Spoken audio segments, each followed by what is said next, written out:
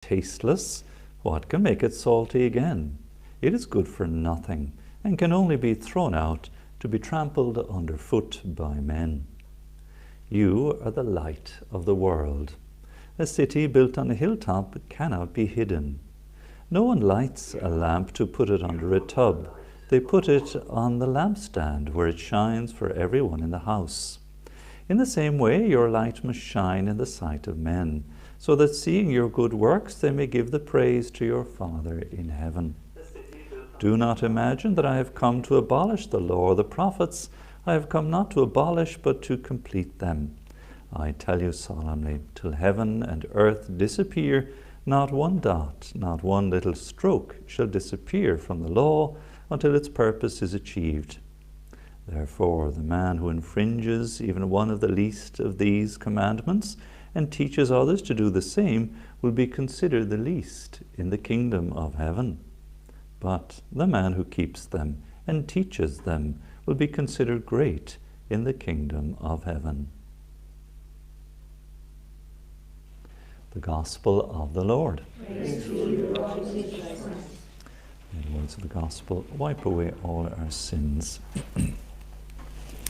That's very handy. We were taking a small pause in our Easter journey in the Acts of the Apostles and stopping off with St. Justin Martyr, who no doubt would have gleaned his faith and learned his faith from the successors to the Apostles and through St. Paul and his teachers and successors too. So it shows a little more continuity in the early church of the faith and the heroism indeed of the defense of the faith by these early martyrs of the church and fathers of the church, as we call them too.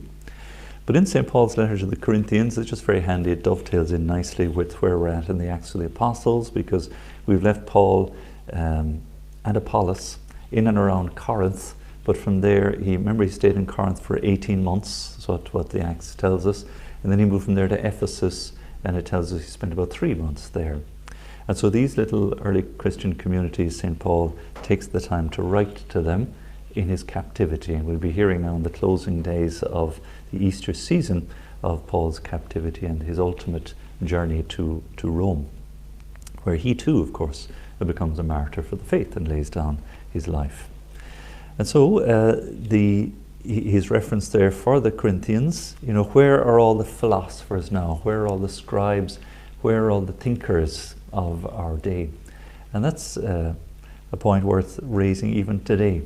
That we look around and we see all kinds of crazy ways of thinking, not so much based on a genuine, authentic search for truth or for meaning, but the thinkers of our day seem to dwell very much in the arena of the emotional and personal opinion, and this idea of autonomy, that everyone has their own view and their own values, their own way of thinking and doing things, and my way is equally valid as yours, and what right have you to tell me what I should be doing? And it seems we just, with eliminating God or pushing God out of our field of vision, or abandoning faith, we've lost a sense of objectivity and morality too. In which case, there's sort of nothing worth living for, and there's nothing worth dying for, except myself. I am my own universe, and no one else can. And we're seeing this playing out very much in the morality of our day. Very selfish, very egocentric, and hopeless when it comes to building community and for building trust and for genuine, authentic human growth and development and advancement. Simply not possible.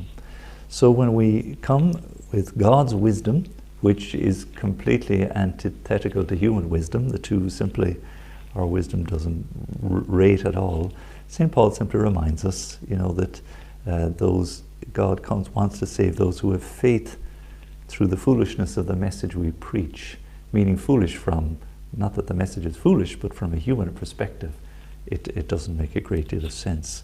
A crucified Christ, how does that measure up to the egocentric world that we're now occupying? The idea of complete selflessness, the final command of the Lord that we've dwelt upon as we've been listening right through those chapters of John's Gospel in the Last Supper. A new commandment I give you, love as I have loved. the world. Again, that's not egocentrism, that's the very opposite. That's self-sacrificial love. That's the task. So, whether to Jews or Greeks, to the Jews an obstacle, they cannot get over, to the pagans madness. And so we're confronted with the very same resistance and opposition today as well. But we trust in God's foolishness, which St. Paul reminds the Corinthians is wiser even than human wisdom, and God's weakness stronger than human strength. And how yesterday in the beautiful feast of the Visitation, Our Lady's lovely hymn, He has raised up the lowly. So it's not about the self, it's about God. And we are called then to be salt of the earth, light to the world. Ever since I've come to the radio, it's light in my eyes. But we're called to shine out. It's simply preaching the gospel. It's not about us, it's about the truth and the light of Christ that Christ brings in. So, beautiful teachings for us, demanding too, but by God's grace and through the witness of the great martyrs who run the race ahead of us, we too shall bear witness in our day to Christ, who is the light, the truth, and the way.